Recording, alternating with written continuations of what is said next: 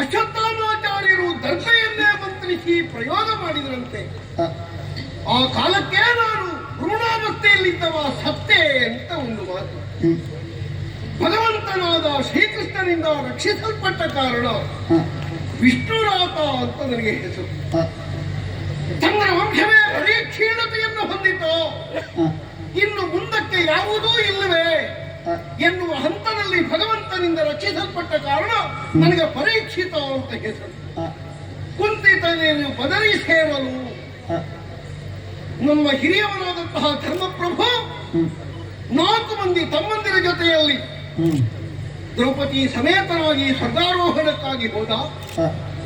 ಸ್ವರ್ಗ ಸಿಕ್ಕಿತು ಅಂತಲೂ ಸುದ್ದಿ.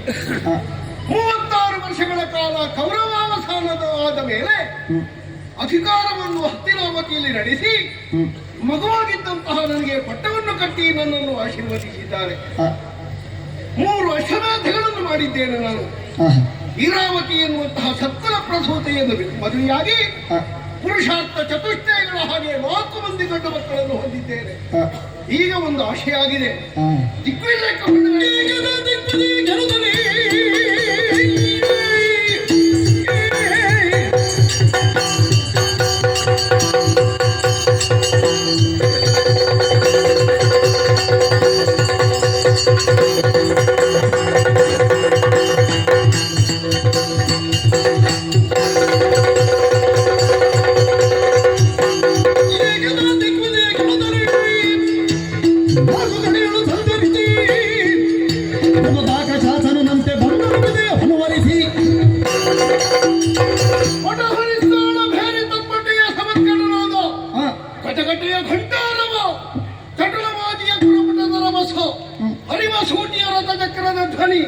ಲಟಕಟಿ ಸಮರ ಪಟರ ಬಿಡಿ ಹೊಯ್ಲು ಪಟು ತರದ ಬಟರ ಬೊಬ್ಬೈ ಆರ್ಭಟಗಳು